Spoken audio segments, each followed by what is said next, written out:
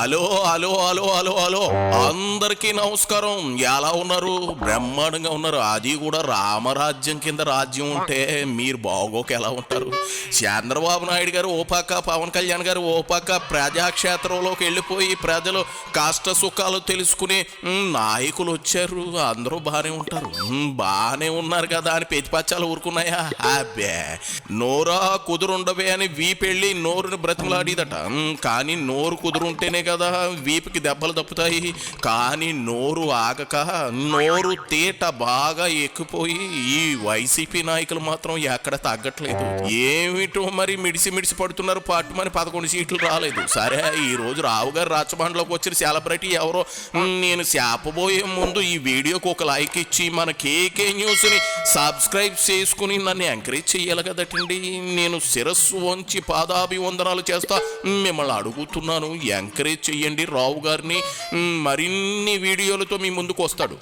ఈరోజు రచ్చబండలోకి వచ్చిన సెలబ్రిటీ ఎవరు? ఓహో, వైనాట్ 175 అంటూ తమను తాము మోసం చేసుకున్న వైసీపీ వాళ్ళు ఇంకా బెవంలోంచి బయటకు రాలేదు. ఇక జగన్ రెడ్డి ఉన్నాడంటే తాడేపల్లి ప్యాలెస్ను వదిలిపెట్టేసి అసెంబ్లీ నుండి డైరెక్ట్గా బెంగళూరు పారిపోయాడు.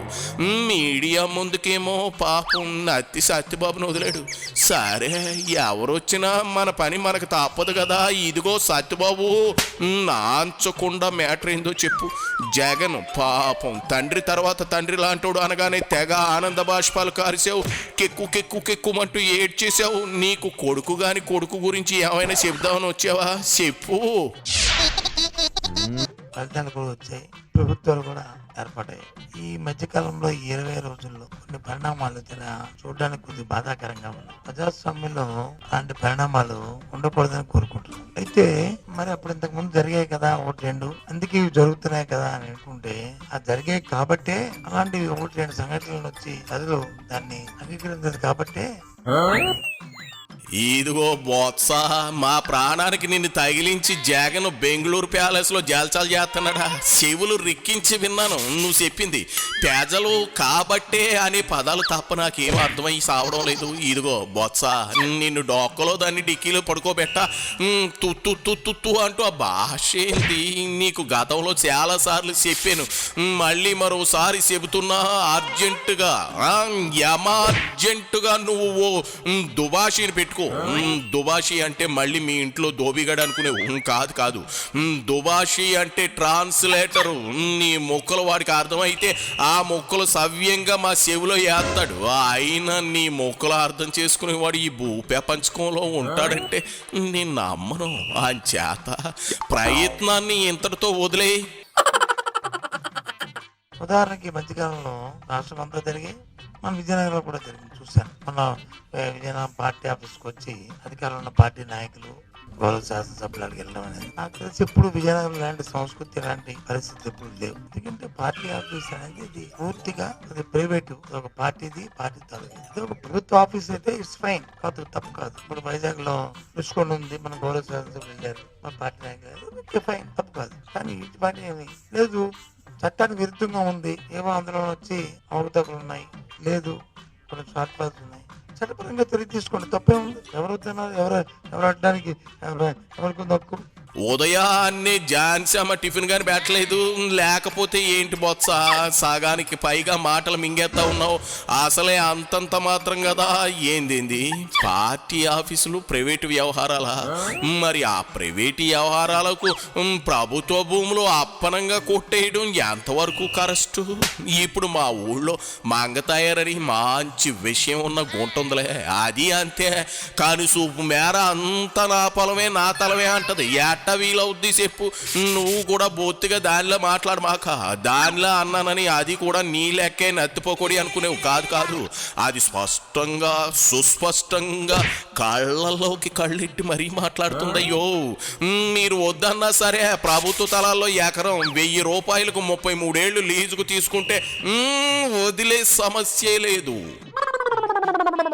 అధికారంలో ఏ పార్టీ ఉంటే ఆ పార్టీకి వాళ్ళు కార్యక్రమాలు చేయడం, ఆ చట్టాన్ని రెగ్యులేటరీ చేయడం, అవన్నీ ఎప్పుడో కొంత సమయాన్ని మరిచిన నేపథ్యాలు కూడా ఉన్నాయి. వాళ్ళ మీద అందుకే వాళ్ళ మీద మాట్లాడవలసిన ఈ సందర్భం కాదు. కానీ నాయకత్వం వహిస్తున్న ఆ రాజకీయ పార్టీలు మాత్రం దీన్ని రెగ్యులేట్ చేయవలసిన అవసరం ఉన్నదనేది నా అభిప్రాయంగా నేను చెప్తున్నాను. దయచేసి ఇలాంటి జరగకూడదని కోరుకుంటున్నాను ఇక ముందు కూడా. ఎందుకంటే 1-2 నిమిషాలు జరిగాయి కాదలే, అప్పుడు మీరు ఏం చేశారని అనే ప్రశ్న కూడా మా ముందు మీరు దీని తర్వాత నన్ను అడగచ్చు. మాలాంటి వాళ్ళు దాన్ని కాదని వారించినప్పటికీ ఆ సందర్భంలో మా చేతుల్లో లేకపోవచ్చు. ఎప్పుడు కూడా ఇలాంటి వాటిని సమర్థించే నేపథ్యం ఎప్పుడు లేదు. ఇదిగో సత్యబాబు, నువ్వు మాట్లాడేది అరవా, మలయాళమా, కొంకణియా లేదా రాజమౌళి ప్రవేశపెట్టిన కిలికిలి భాష? అరే రే రే, సరే నీ భాష అర్థం కాకపోయినా భావాన్ని కొంతమేర అర్థం చేసుకోగలిగాను. అధికారంలో ఉన్నప్పుడు చేతగాని వాడిలా, సేవ సచ్చినోడిలా జరుగుతున్న అన్యాయాన్ని చూస్తూ కూర్చోవడం కూడా తప్పే బత్సా. అంచేత ప్రస్తుతం టిట్ ఫర్ టాట్ నడుస్తుంది, చర్యకు ప్రతి చర్య అన్నమాట. అంతే, నువ్వెక్కువ ఆలోచించి ఆరోగ్యం పాడు చేసుకోకో. ఏం తప్పే ఉంది? ఆ ప్రజాపతి ఎదురు వెళ్ళొచ్చు, లేకపోతే ఎదురు కాకపోతే ఇంకో 7 ఎమ్మెల్యేలు వెళ్ళొచ్చు. నాకు వీటికి ABCD దీనికి ఆన్సర్ కావాలని అడగొచ్చు. లేకపోతే ప్రభుత్వానికి దాని మీద నీకు వచ్చిన కంప్లైంట్ వస్తే కంప్లైంట్ ని ప్రభుత్వానికి ఫార్వర్డ్ చేసి ఎంక్వైరీ చేయమని చెప్పొచ్చు. తప్పు కాదు అది, అది తప్పని ఎవరు అంటారు?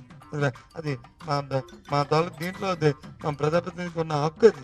కానీ 200-300 మంది వెళ్ళి సంబంధం లేని వ్యక్తులు రాజకీయ పద్ధతి అది దానికి ఇందాకన్నా పార్టీ ఆఫీసులోకి బౌండరీ తప్పు కాదు, బయట నుంచి చూడటం తప్పు కాదు. లేకపోతే కమిషన్ పిలిచి అవేవో చోట్ల ఏమేమి ఉన్నాయి అన్ని అడగడం తప్పు కాదు. ఎందుకు నోటీస్ చేయలేదు, నువ్వు ఎందుకు చేయలేదు అని చెప్పి అతని మీద చూడడం చేయడం తప్పు కాదు. అవి డే టు డే యాక్టివిటీస్ తప్పు కాదు, నేను తప్పని అనట్లేదు. కానీ ఈ రకమైన ఉండడం అనేది ఇది ప్రజాస్వామ్యంలో ఇది విరుద్ధం ఎప్పుడు జరగలేని ఇవి అన్నీ కూడా ఇప్పుడు జరగలే. నాకు పెద్ద అనుమానం ఉంది బొత్స, నువ్వు నత్తిని ఆట పెట్టేసుకుని రాజకీయాలు నడిపించేస్తా ఉన్నావు. కాసేపు నువ్వు తప్పు కాదు అంటావు, కాసేపు నువ్వే అది తప్పు జరగలేదు అంటావు. నేను నీ లైఫ్కు బెస్ట్ సలహా ఇస్తా, నువ్వు ఎంత త్వరగా పాటిస్తే అంత మంచిది. జర్నలిస్టులు బ్రతికిపోతారు. అదేంటంటే నువ్వు ఇట్ట చేతితో మై కట్టేసుకుని నత్తి కబుర్లు చెప్పడం మాని నీ మనసులో ఉన్న భావాలేంటో ఓ పేపర్ మీద రాసి పెట్టేసి ప్రెస్ నోట్ రిలీజ్ చేసి అప్పుడు జర్నలిస్టులకు ఈ టైం బొక్క ఉండదు. అంతేగాని నువ్వు గంట మాట్లాడినా తత్తలోంచి అసలు మ్యాటర్ వెతుక్కోవడానికి వారికి రోజులో సగం సమయం దానికే పడుతుంది. అంచేత జర్నలిస్టులు మేలు కోరి, అర్థమైందా, జర్నలిస్టులు మేలు కోరి నువ్వు కెమెరా ముందుకు వస్తే చేతితో మై కట్టుకోకో. ఇకపై ఓన్లీ ప్రెస్ నోట్ అంతే, నో తుతుతులు, నో రంపంపంపంలో. ఇక చాలు, నన్ను వదిలేసి వెళ్ళబోయా. నత్తి